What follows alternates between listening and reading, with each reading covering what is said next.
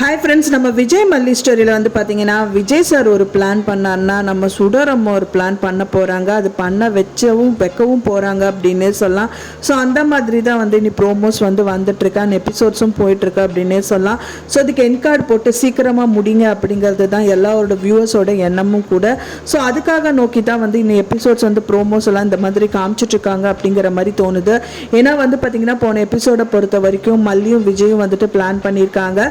இந்த சுடர் தான் அப்படின்னு வந்து விஜய்க்கு தெரிஞ்சதுக்கப்புறம் டைரெக்டாக மல்லியை பார்த்து பேசிகிட்டு இருக்காரு. ஸோ இதுக்கப்புறமும் வந்து டைரெக்டாக அவளை வந்து பிடிச்சிடலாம் அப்படின்னா வேண்டாம், இப்போ பிடிக்க முடியாது மல்லி, அவளை கொஞ்சம் விட்டு தான் பிடிக்க முடியும். ஏன்னா எதுக்காக வந்திருக்காவ அப்படிங்கிறதெல்லாம் ஒன்றுமே தெரியாமல் பிடிச்சோம் அப்படின்னா வந்துட்டு கஷ்டம். ஸோ ஏன்னா வந்து நம்ம வெண்பா குட்டியை வந்துட்டு டார்ச்சர் பண்ணுறான், வீட்டில் வந்து இவ்வளோ பணமெல்லாம் திருட்டு போயிருக்கு. ஸோ இந்த மாதிரியெல்லாம் இருக்கிறதுனால ஃபஸ்ட்டு அவளோட நோக்கம் என்ன அப்படிங்கிறது நம்மளுக்கு கிளியர் கட்டாக தெரிஞ்சுக்கணும். ஸோ அப்படி தெரிஞ்சுக்கணும் அப்படின்னா கொஞ்ச நாளைக்கு வந்து நான் இத்தனை நாள் வரைக்கும் எனக்கு தெரியாததுனால இப்போ தானே தெரிஞ்சிருக்கு. ஸோ அதனால நானும் அவள் எப்படி நடிக்கிறாளோ அதே மாதிரியே நானும் நடிக்கிறேன். ஸோ அது மூலிமா வந்து ஏதாவது ஒரு விஷயத்தை வந்து நம்ம அவள் மூலியமாக வந்து கண்டுபிடிக்க முடியும். ஸோ எல்லாம் தெரிஞ்சதுக்கு அப்புறமா வந்துட்டு நான் போலீஸ்கிட்ட சொல்லிட்டு அரெஸ்ட் பண்ணிக்கலாங்கிற மாதிரி மல்லி கிட்ட வந்து விஜய் வந்து பேசிட்டு இருக்காரு. வெண்பா குட்டியும் வந்து தூங்கிட்டு இருக்காங்கன்னு பார்த்தா அவங்களும் வந்துட்டு நடிச்சிட்டு இருக்காங்க அப்படின்னே சொல்லலாம். ஸோ வெண்பா குட்டி எழுந்திரிச்சிடுறாங்க. அதுக்கப்புறம் வந்துட்டு அவங்க கிட்ட வந்துட்டு பார்த்தீங்கன்னா அவங்ககிட்டயும் சொல்றாங்க, இந்த மாதிரி வெண்பா நீயும் வந்து கொஞ்ச நாளைக்கு நடிச்சு தான் ஆகணும். ஸோ வீட்டுக்கு போக மாட்டேன்னு சொல்லாத, நீ அங்கே கண்டிப்பாக போகணும். ஏன்னா வந்து உனக்கு சேஃபாக இருக்கிறதுக்காக நானும் வந்து அந்த வீட்டில் இருக்க தான் போகிறேன். அதனால நீ பயப்படாமல் போ, அவள் எதுவுமே உன்னை பண்ணாத மாதிரி நான் பார்த்துக்கிறேங்கிற மாதிரி மல்லிகிட்டையும் சொல்லிடுறாரு அப்படின்னே சொல்லலாம். ஸோ அப்போ வீட்டு விட்டு போக போகிறீங்களா? அப்போ அவங்க வீட்டில் தான் நீங்கள் இருக்க போகிறீங்களா? ஆமாம், கொஞ்ச நாள் இருந்து தான் ஆகணும். அப்படி இருந்தால் தான் அவள் என்ன பண்ணுறா எது பண்ணுறாங்கிறது நான் லைவாக பார்த்து தெரிஞ்சுக்க முடியும்.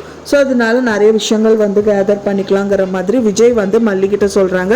ஸோ அதுக்காக ஓகேன்னு சொல்லிடுறாங்க மல்லி. அதுக்கப்புறம் அந்த பிளான் வந்து பார்த்தீங்கன்னா பிளானையும் வந்துட்டு கரெக்டாக ப்ராப்பராக போடவும் ஆரம்பிக்கிறாங்க.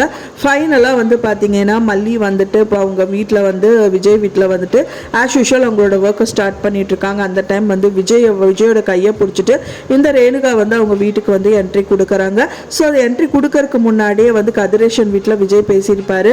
ஸோ இவ பண்ணுறதெல்லாம் எனக்கு பிடிக்கல செய்யலை, ஸோ அதனால வந்துட்டு நான் அவளை விட்டுடலான்னு தான் நினைக்கிறேன். எனக்கு ரேணுகா மட்டும் இருந்தால் போதும், ரேணுகா என்னோட குழந்தை வெண்பா குட்டியோட நான் வாழணுங்கிற மாதிரி சொல்கிறாங்க. ஃபர்ஸ்ட் டைம் சொல்லும் போது யாருனாலும் நம்பவே முடியல. என்ன மாமா நீங்க என்ன சொன்னாலும் வந்து நான் மல்லியை விட்டு கொடுக்காம தான் பேசுவீங்க, உங்க வாயிலிருந்தே வந்து அவளை விட்டுட்டு வரேன்னு சொல்றீங்களா, எனக்கு புரியலையே அப்படிங்கிற மாதிரி சொல்றாங்க. ஸோ அப்படி இருக்கும்போது அவங்க என்ன சொல்றாங்கன்னா, இப்போ அவள் ரொம்பவே பண்றா, அவள் முதல் மாதிரி இல்லை, அவள் டோட்டலாகவே வந்து பார்த்தீங்கன்னா அவளோட லைஃப் தான் முக்கியங்கிற மாதிரிலாம் நினைக்கிறாங்கிற மாதிரி விஜய் சொல்லிடுறாரு. ஸோ அதனால அவளை நான் விட்டுடலான்னு பார்க்குறேன், சும்மா வாய் பேச்சோட மட்டும் வேண்டாம், அவளை டைவர்ஸே பண்ணிடலாம் அப்படின்ட்டு இருக்கேங்கிற மாதிரி சொன்னோடனே அவங்களுக்கு கொஞ்சம் டவுட்டே வந்தாலும் வந்துட்டு பார்த்தீங்கன்னா இந்த ரேணுகாவை நடிக்கிற இந்த சுடருக்கு ரொம்ப சந்தோஷம் வந்துருச்சு. ஸோ அந்த மாதிரி டவுட் எல்லாம் இவங்க எதுவுமே கேட்கல. ஸோ ஒரு வாட்டி மட்டும் கேட்டுட்டு விட்டுறாங்க. அதுக்கப்புறம் விஜயோட கையை வந்து பிடிச்சிக்கிறாங்க.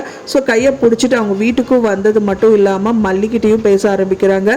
நம்ம எல்லாரும் அவர் வந்து இப்படி சொல்கிறாரு, இருந்தாலும் நீயே எனக்கு வேணும், எல்லாரும் சேர்ந்து குடும்பத்தோடு வாழணும், 4 பேர் இருக்கலாங்கிற மாதிரி சொல்லும்போது அப்படியெல்லாம் என்னால் இருக்க முடியாது, உன் கூட அவர் வாழ்கிறாரு அப்படின்னா எனக்கு விஜயே தேவையில்லை, நான் தனியாகவே இருந்துக்கிறேன்னு சொல்லிட்டு மல்லி சொல்கிறாங்க. ஸோ அப்புறம் வந்து மனசளவில் சந்தோஷப்பட்ட ரேணுகா வந்து பார்த்திங்கன்னா அவங்க வீட்டை விட்டு கிளம்பியிருப்பாங்க.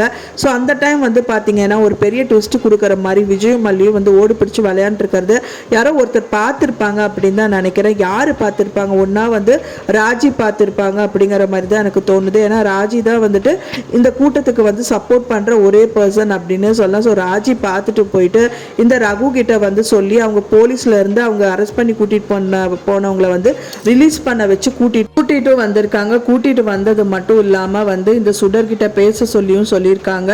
ஸோ இவர் வந்து பார்த்தீங்கன்னா சுடரை வெளியில் வர வச்சு அவர்கிட்ட பர்சனலாக வந்துட்டு பார்த்தீங்கன்னா காரில் உட்காந்துட்டு பேசிட்டு இருக்காங்க. ஸோ அப்போ வந்து அவர் என்ன சொல்கிறாரு அப்படின்னு பார்த்தீங்கன்னா, நீ வந்து இப்போ நீ விஜயை வந்து நம்பாத, ஏன்னா வந்து இந்த மாதிரி இன்ஃபர்மேஷன் எனக்கு கிடைச்சது. ஸோ அவங்க வந்து பார்த்தீங்கன்னா உங்ககிட்ட வந்து ஏமாத்திட்டு இருக்காங்க அப்படிங்கிற மாதிரி தான் தோணுது. உங்ககிட்ட வந்து என்னமோ உன்னை ஏற்றுக்கிறேங்கிற மாதிரி விஜய் சொன்ன மாதிரி நீ சொல்கிற, ஆனால் மல்லி கிட்ட நல்லபடியாக பேசுகிற மாதிரி தான் வந்துட்டு இந்த ராஜி வந்துட்டு சொல்லியிருக்காங்க. ஸோ அப்படி இருக்கும்போது ஏதோ ஒரு பிளான் தான் அவங்க பண்ணிட்டு இருக்கிற மாதிரி எனக்கு தோணுது. விஜய்க்கு இந்த மேட்ரு தெரிஞ்சிருக்கும்னு நினைக்கிறேன். ஸோ அதனால சேஃபர் சைடு நீ வந்து தப்பிச்சிடு. இப்போ நீ வந்த நோக்கம் என்ன, அந்த வீட்டுக்கு எல்லா பணத்தையும் சுருட்டிட்டு போகிறதுக்காக தானே நம்ம வந்தோம். ஸோ அந்த வேலையை நம்ம பண்ணலாம். ஸோ நீ எல்லா நகை அப்புறம் வந்து பணத்தை எல்லாம் சுருட்டிட்டு வீட்டை விட்டு ஓடிடுங்கிற மாதிரி இந்த ரகு வந்துட்டு இந்த சுடருக்கு வந்துட்டு ஐடியா கொடுத்து அதை வந்து இனிஷியேட் பண்ண சொல்லிட்டு இருக்காரு. ஸோ அதுக்கு வந்து சுடரும் வந்துட்டு ஓகேங்கிற மாதிரி தான் தோணுது. ஏன்னா அவங்க யோசிக்க தோன்றாங்க. ஸோ அப்படி இருக்கும்போது கண்டிப்பாக அடுத்தபடி வந்து அந்த நகையெல்லாம் திருடிட்டு ஓடிடலாம் அப்படிங்கிற மாதிரி தான் எண்ணுவாங்க அப்படின்னு தான் தோணுது. ஸோ என்ன நடக்க போகுது அப்படின்னு தெரியல. அதுக்குள்ளேயே கையும் காலமாக பிடிச்சிட்டாங்கன்னா பரவாயில்ல, அப்படி இல்லாட்டாலும் சரி விஜய் மல்லியோட வாழ்க்கையாவது சரியாயிருச்சு அப்படின்னு நினைக்கிறவங்க மறக்காமல் நம்ம சேனலுக்கு லைக் பண்ணி சப்போர்ட் பண்ணுங்கள். நான் சொன்ன இந்த தகவல் உங்களுக்கு பிடிச்சிருந்தா மறக்காமல் லைக் பண்ணுங்கள், ஷேர் பண்ணுங்கள், கமெண்ட் பண்ணுங்கள், சப்ஸ்கிரைப் பண்ணுங்கள். மேலும் இன்னொரு மல்லி சீரியல் அப்டேட்டோட நெக்ஸ்ட் மீட் பண்ணுறேன். தேங்க்ஸ் ஃபார் வாட்சிங் மை டிஃபரன்ஸ். நெக்ஸ்ட் வீடியோவில் பார்க்கலாம்.